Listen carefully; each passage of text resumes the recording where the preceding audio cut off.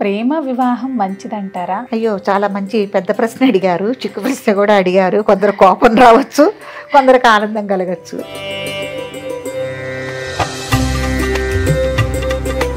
ఇప్పుడు ప్రేమ వివాహం అంటే ఏమిటంటే మీ ఇద్దరే చూసుకుని ఒకళ్ళు ఇష్టపడి చేసుకుంటున్నారు. అటు 7 తరాలు ఇటు 7 తరాలు ఆలోచిస్తున్నారా? వంశం చూసుకుంటున్నారా? అటు ప్రేమ వివాహం కానీ పెద్దల కుదిరిన వివాహంలో కానీ ఎవరైనా ప్రపంచంలో మేము చివరి దాకా ఏ రోజైతే మొట్టమొదటి రోజున పెళ్లి రోజున ఎలా ఉన్నామో జీవిత చివరి కాలం దాకా ఈ దశ దాకా మేము ఇలా ఉన్నాను ఒక్కళ్ళని చెప్పమనడమని నేను ఒప్పుకుంటాను. అతి నిదానస్తురాలు, నోట్లో మాట బయటికి రాని ఆడపిల్ల, ఎంతో సభ్యత కలిగింది. పెళ్ళయిన తర్వాత గద్దరగా మాడిపోయి పెద్దగా మాట్లాడుతూ అరుస్తూ ప్రతిదానికి వీధినెక్కటము ఎందుకు చేస్తుంది అంటే అక్కడ ఆడపిల్ల పరిస్థితి వివాహం అయిన తర్వాత మారింది. సర్వగుణ సంపన్నుడు అని చేసుకున్నవాడు తాగుడికి అలవాటయ్యి సంపాదన లేకుండా ఉద్యోగం మానేసి ఆ అమ్మాయిని కొట్టి తిట్టి హింసించేవాళ్ళు చాలామంది ఉన్నారు. సరైన భాగస్వామిని అసలు ఎలా ఎన్నుకోవచ్చమ్మా? చిన్న కథ చెప్తాను. ఇక్కడ భాగస్వామిని ఎలా ఎన్నుకోవాలమ్మా అంటే అది విధిలిఖితం అండి.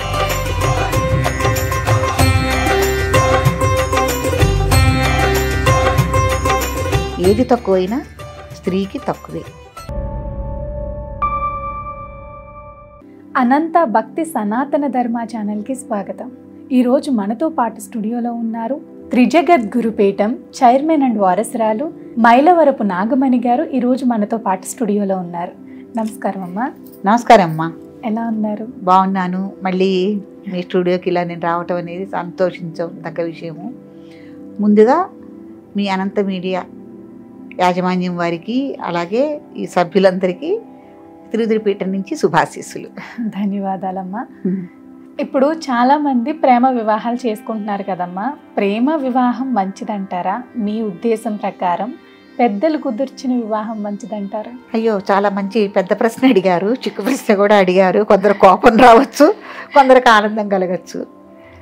పెద్దవాళ్ళవైతే మేమేం చెబుతామమ్మా, పెద్దవాళ్ళు కుదిర్చిన వివాహం చేసుకోండి, చక్కగా ఉండండి అని చెప్తాం.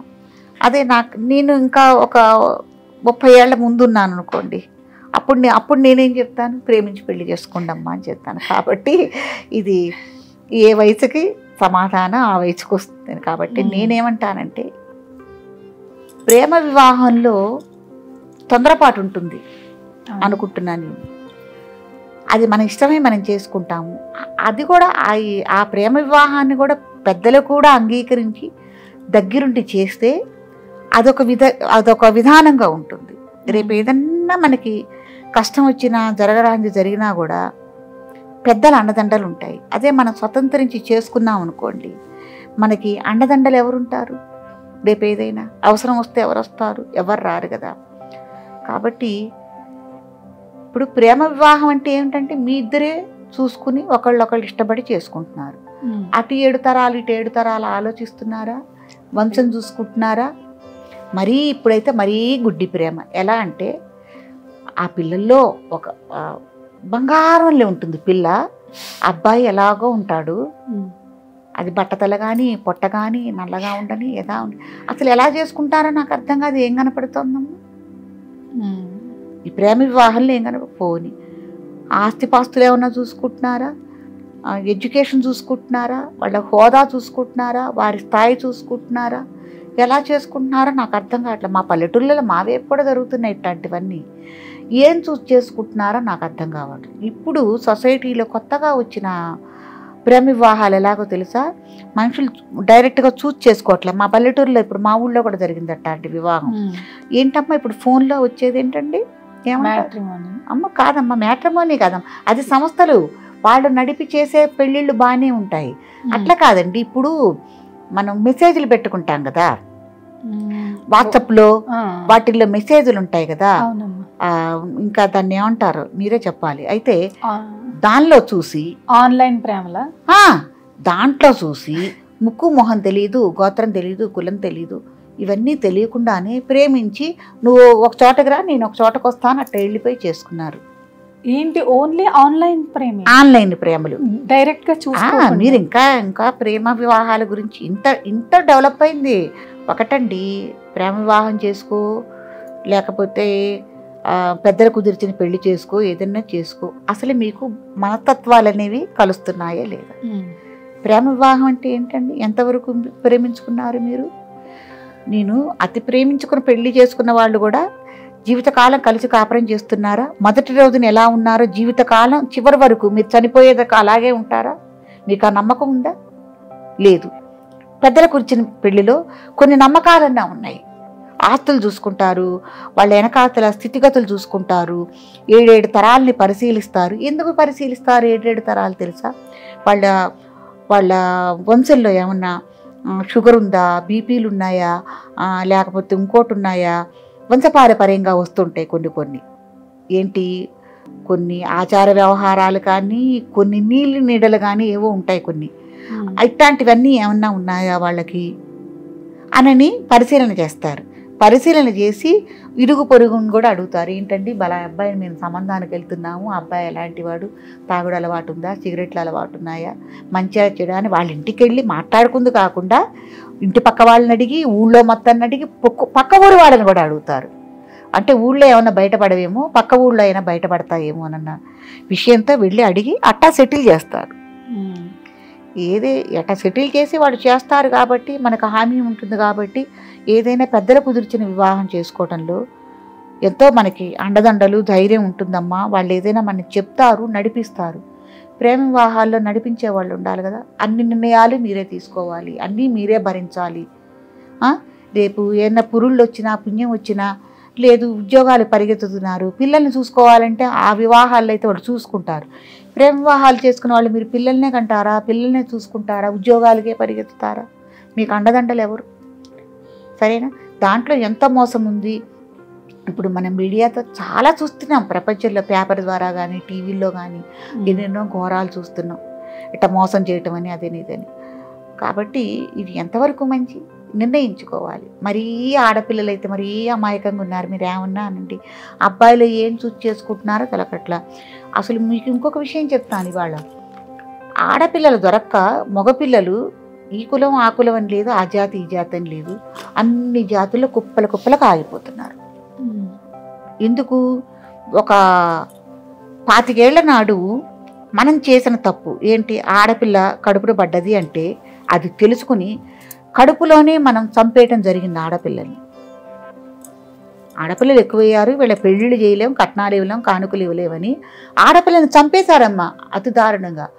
ఆ శిక్షణ ఇప్పుడు మగపిల్లలందరూ పెళ్లి కాని వాళ్ళందరూ అనుభవిస్తున్నారు. ఎవరికి సంబంధాలు కుదరటం లేదు. ఎక్కడన్నా ఒక 10 మందికి 3 ఆడపిల్లలు ఉన్నారు. ఏ ఇంట్లో కన్నా రండి, ఒక్కొక్క ఇంట్లో 3, 4 మగపిల్లలు పెళ్ళిళ్ళు కాక 50 ఏళ్ల వయసు వచ్చేసి అట్లా ఉండిపోయారు. ఈ ఉన్న వాళ్ళల్లో ఎవరికన్నా వివాహాలు జరిగినాయంటే ఇట్లాగే ప్రేమ వివాహాలని అవన్నీ ఇవన్నీ చేసుకుని కలతలతో వాళ్ళు ఉన్నవాళ్ళు విడిపోతున్నారు. మరి ఇంకా ఎట్లా? కాబట్టి అది ఏదైనా సరే తొందరపాటు నిర్ణయాలు పనికిరావండి. ఆలోచించుకోవాలి, భవిష్యత్తు చూసుకోవాలి, అండదండలు ఉండాలి, అంగబలం ఉండాలి, ఆర్తి బలము ఉండాలి. ఒకవేళ ఉద్యోగాలు ఎప్పుడైనా తిరగబడ్డాయి అనుకోండి, మనకి కరోనా లాంటిదో వచ్చింది, లేకపోతే ఏదైనా వ్యాధులు సోకినాయి, అట్లాంటప్పుడు మనం ఉద్యోగాలు లేకుండా ఉపాధి లేకుండా 1 సంవత్సర కాలం ఉండి తినాలంటే ఏం కావాలి? వెనకాతల ఆస్తులు ఉండాలి, అంతే కదా. కాబట్టి ఇవన్నీ మనం ఆలోచించుకొని చాలా జాగ్రత్తగా ఆడపిల్లలకైనా మగపిల్లలకైనా నేను ఒకటే చెప్తాను, చూసుకోండి మీరు ఎంతవరకు పర్ఫెక్ట్. ఒకవేళ ప్రేమ వివాహం చేసుకున్నారు, అమ్మాయి ప్రేమించి పెళ్లి చేసుకుందాను, ఊరు వాడ టాము ఏమీ ఉండదు. ఎండమావులంట పరిగెత్తడం లాంటిదే ఉంటుంది ఇదంతా. కాబట్టి మగపిల్లాడు చేసినా కూడా అట్టాగే ఉంటుంది. ప్రేమ పెళ్లి చేసుకోండి, లేకపోతే పెద్దల కుదిర్చిన పెళ్లి చేసుకోండి. మీరు ఎంతవరకు ఆనందంగా ఉంటున్నారు, ఎంతవరకు ఆనందంగా ఉండగలరు, ఎంతవరకు ఈ జంట పర్ఫెక్ట్గా ఉంటారని ఏం లేదమ్మా. మనసులు కుదరటం అంటే నేను ఒక అందమైన పువ్వును చూపిస్తా, మీరైనా పర్వాలేదు, మనసులు కుదరటం ఆడవాళ్ళైనా కుదరచ్చు, తప్పేం లేదు. పువ్వును చూపిస్తా, జై భలే ఉంది కదా ఈ పువ్వు అని ఏ పార్కుకో పెడుతున్నప్పుడు, ఏముందని నువ్వు అన్నావని కాయిపోయా, బాగుంది అని నువ్వు కూడా నాతో అంటే అదే మనసులు కరిచినట్టు. ఏముంది అనను, కనీసం ఆ పువ్వు వంక చూడకపోతేను ఇక మనసులు కలవనట్టే. కాబట్టి అసలు అది నేను అనుకుంటాను, ప్రపంచంలో అటు ప్రేమ వివాహం కానీ పెద్దల గురించిన వివాహంలో కానీ ఎవరైనా ప్రపంచంలో మేము చివరి దాకా ఏ రోజైతే మొట్టమొదటి రోజున పెళ్లి రోజున ఎలా ఉన్నాము, జీవిత చివరి కాలం దాకా ఈ దశ దాకా మేము ఇలా ఉన్నాను ఒక్కళ్ళని చెప్పమనండమ్మా, నేను ఒప్పుకుంటాను. లేరండి, నేను ఒప్పుకుంటాను మేము ఉన్నాము అని మనస్ఫూర్తిగా చెప్పమనండి, నేను ఆనందిస్తాను, ఎంతో సంతోషిస్తాను. ఈ రోజుకైనా నేను అలాంటి జంట ఉన్నారు అని తెలుసుకున్నానని సంతోషిస్తానండి. నేను అడుగుతున్నాను మీ ద్వారా అని ఒక్కళ్ళని చెప్పమనండి. పెళ్ళైన 25-30 సంవత్సరాల తర్వాత 25 ఏళ్ల తర్వాత కూడా భార్యాభర్తలు బయటపడి విరోధం తెచ్చుకున్న వాళ్ళు బోళ్ళంతమంది ఉన్నారు. అప్పుడు బయటపడతాయి వాళ్ళ బుద్ధులని. 25 ఏళ్ల తర్వాత కూడా 2 పిల్లలు కూడా ఉంటారు, ఆ పిల్లలు కూడా పెద్దవాళ్ళు అవుతారు. అప్పుడు బయటపడుతుంటాయి ఒక్కొక్కళ్ళ తత్వాలు. నేను ఎంతమందిని చూశానమ్మా, ఎంతమంది కుటుంబాలు చూశాను, ఎంతమంది జంటలను చూశాను, ఇలా రకరకాలుగా ఉంటారు. సరైన భాగస్వామిని అసలు ఎలా ఎన్నుకోవచ్చమ్మా? అది చెప్పలేమండి. ఒక్కోసారి మన విధిలిఖితం కూడా, అది ఒక్కోసారి మన విధిలిఖితం. మీకు చిన్న కథ చెప్తాను ఇక్కడ, భాగస్వామిని ఎలా ఎన్నుకోవాలమ్మా అంటే అది విధిలిఖితం అండి. ఒక మంచి మనిషి దొరికాడా లేదా ఏమిటి అన్నది అది విధిలిఖితమేగా తప్ప అది మన చేతిలో మటుకు ఏమీ ఉండదు. మనం అనుకుంటాం మంచి మనిషి కావాలి, ఒక 5 నిమిషాల్లోనూ 10 నిమిషాల్లో చేసుకునే వివాహాలు మటుకు కావు ఇవి. చాలా కష్టం అండి. నేను అడగటం ఏ మనిషికి ఆ జంటకి ఆ మనిషి దొరకటం అనేది చాలా కష్టము. చుట్టా బిడి సిగరెట్ తాగుడు అమ్మాయిలు అలవాట్లు లేని మగ మనిషి అయినా సరే చివరికి భోజనం దగ్గరికి వచ్చిన తర్వాత అయినా సరే చిచి దీంట్లో ఉప్పు బాగోలేదు, కారం బాగోలేదు, లేకపోతే పులుపు బాగోలేదని అంటాడు. అన్నీ బాగున్నాయి, అట్లా వేచించడు, ఏమీ లేవు అని అనుకున్న వాళ్ళకి సంపాదన ఉండదు, ఉద్యోగానికి వెళ్ళడు, పడుకుని నిద్రపోతాడు ఇంట్లో. ఒకటే అండి, స్త్రీకి ఒక తండ్రి పరంగా కానీ భర్త పరంగా కానీ తోడబుట్టిన వాళ్ళ పరంగా కానీ అన్నదమ్ముల పరంగా కానీ ఎటు నుంచి చూసుకున్న స్త్రీకి ఏది తక్కువైనా తక్కువేనమ్మా.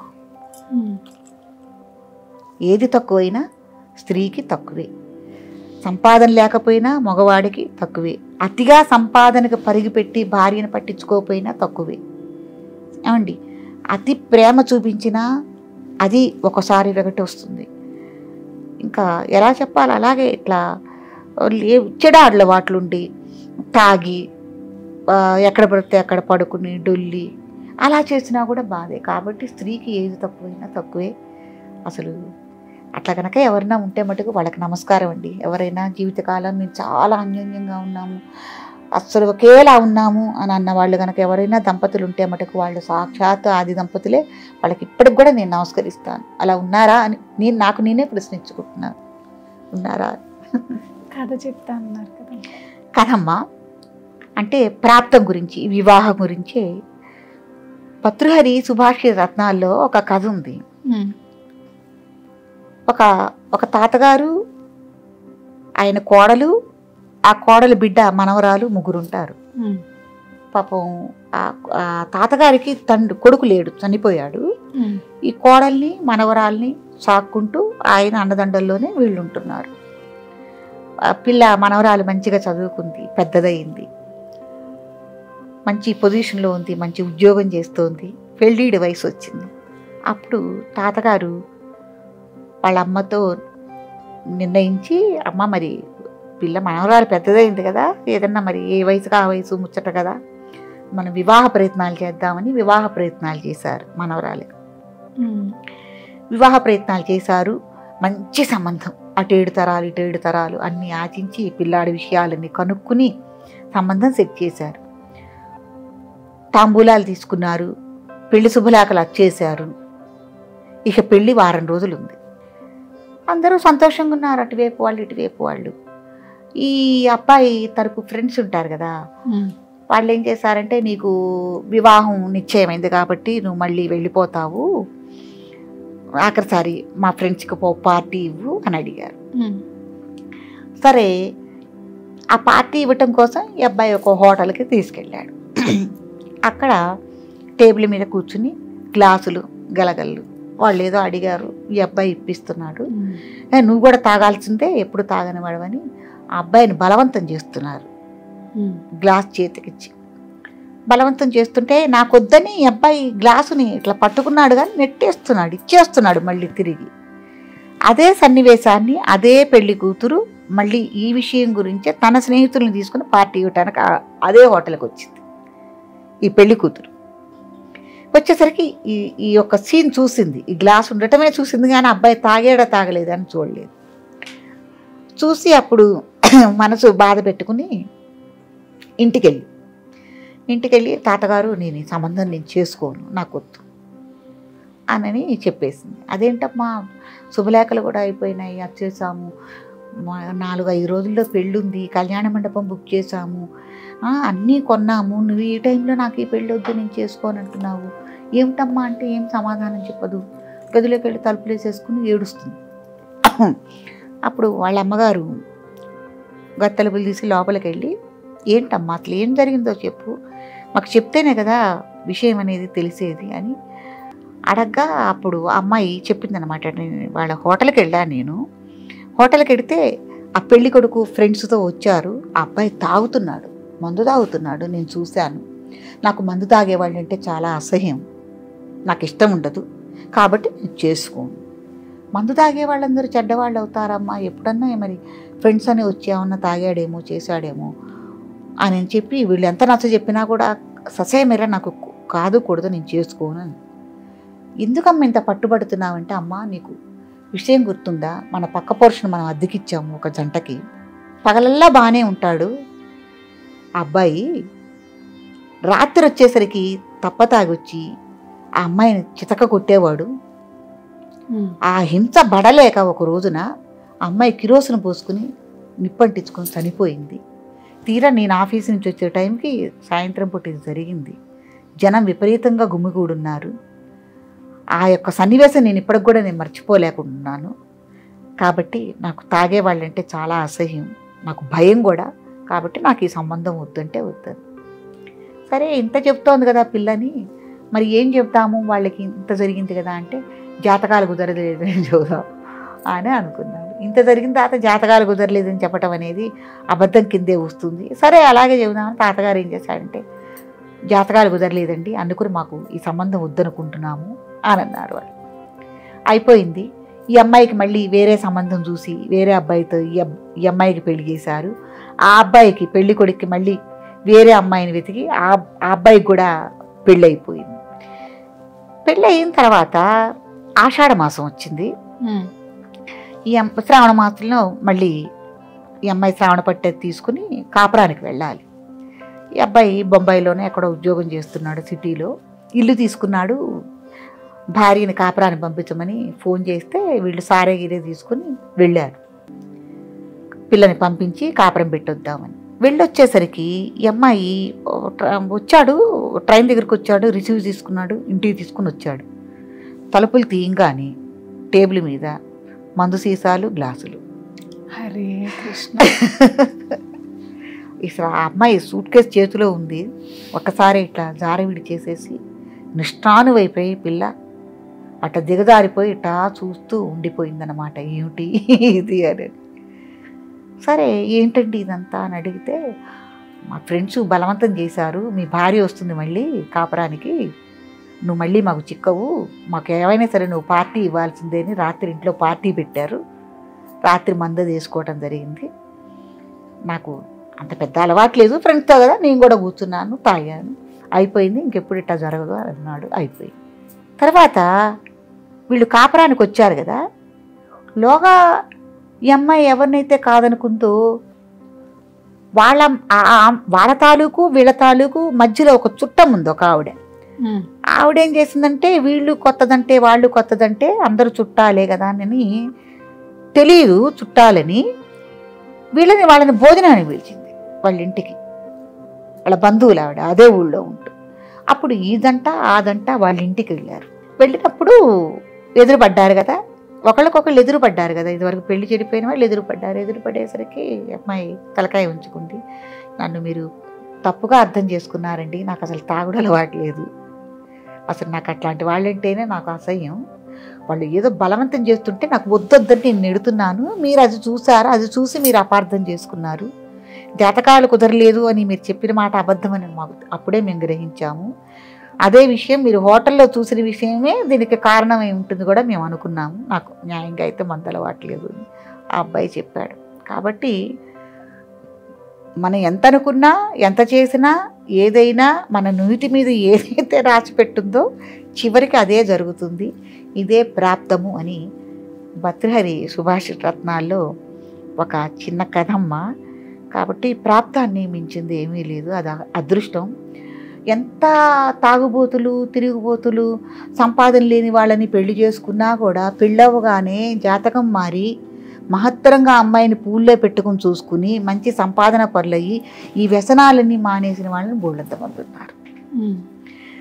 సర్వగుణ సంపన్నుడు అని చేసుకున్నవాడు తాగుడికి అలవాటయ్యి సంపాదన లేకుండా ఉద్యోగం మానేసి ఆ అమ్మాయిని కొట్టి తిట్టి హింసించేవాళ్ళు చాలామంది ఉన్నారు.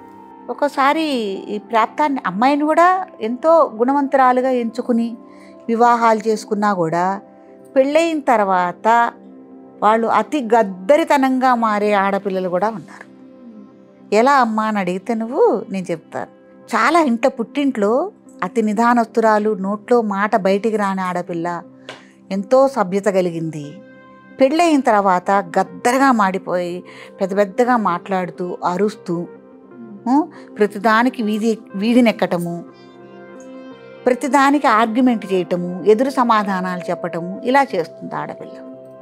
ఎందుకు చేస్తుంది అంటే అక్కడ ఆడపిల్ల పరిస్థితి వివాహం అయిన తర్వాత మారింది. ఎలా మారింది అంటే భర్త కానీ ఎవరైనా కానీ చీటికి మాటికి అమ్మాయిని ఏదో ఒకటి సూటిపోటి మాటలు అంటాం. కనీసం కూర తరగటానికి కూడా నువ్వు బారి ముక్కలు తరిగావే, వెడల్పు ముక్కలు తరిగావే, సన్న ముక్కలు తరిగావే, చిన్న కూర తరిగే విషయంలో కూడా, బియ్యం కడిగే విషయంలో కూడా, అరే నువ్వు బియ్యం కడుగుతుంటే 4 బియ్యం గింజలు దాంట్లో పడిపోయినాయి. ఇట్లా ఈ పిచ్చి టార్చర్లకి బంగారు తల్లెల్లే ఉండ పిల్ల గద్దరిదైపోయి ప్రతిదానికి ఎదురు సమాధానం చెప్పి పెద్ద పెద్దగా మాట్లాడే రాక్షస స్త్రీలుగా మారుతున్నారన్న విషయం కూడా నేను గ్రహింపు చేసుకున్నాను. అసలు ఈ పిల్లలేనా పెళ్లి కాకముందు ఇంత మంచిగా ఉండే బంగారం వంటి పిల్లలు పెళ్ళైన తర్వాత ఇట్లా ఎందుకు మారిపోయారు? ఎందుకు మారిపోయారంటే అవతల వ్యక్తుల వాళ్ళ వల్ల మారిపోయారు. కాబట్టి ఇదంతా ప్రాప్తాలమ్మా. జీవితంలో ఎప్పుడూ అనుకోనివి కొన్ని జరుగుతూ ఉంటాయి. నాకు ఎప్పుడు నేను ఈ కథను మటుకు నేను గుర్తు చేసుకుంటాను. ఎప్పుడో వచ్చింది ఇది, ఎప్పుడో విన్నాను ఇది. ఆల్ ఇండియా రేడియోలోనూ ఎక్కడో విన్నట్టు గుర్తు. అది ఇప్పటికీ నాకు నేను నెమరు వేసుకుంటూనే ఉంటాను. ప్రాప్తం అనగానే ఇది గుర్తుకొస్తుంది నాకు. మగవాళ్ళకి ఆడవాళ్ళకి ఇద్దరికి, అందుకే నేను ఇద్దరికి గురించే చెప్పింది ఇది. మగవాళ్ళకి ఆడవాళ్ళ గురించే చెప్పింది. ఒక తప్పు అనేది ఆడవాళ్ళలోనే ఉందని నేను అన్నాను, మగవాళ్ళలోనే ఉందని నేను అన్నాను. కాబట్టి ఎటువంటి అల్లరిచిల్లరగా తిరిగే వాళ్ళైనా పెళ్ళయిన తర్వాత మారి మంచిగా మారచ్చు, మంచిగా ఉన్నవాళ్ళు చెడ్డగాను మారచ్చు. మన విధిలిఖితం అనేది గొప్పది. ఇంకా ఏదేదైనా మనం కూడా జాగ్రత్తగా ఉండాలి, మంచి నిర్ణయాలు తీసుకోవాలి, మంచిగా ఉండాలని కోరుకోవాలి. ఎప్పుడు రాంగ్ స్టెప్పులు అనేవి వేయకూడదు. నేను ఒకటేనండి, ఎవరైనా సరే ఖచ్చితంగా చెప్తాను, ప్రేమించి వివాహాలు మటుకు చేసుకోవటం అనేది అంత మంచి పద్ధతి కాదు.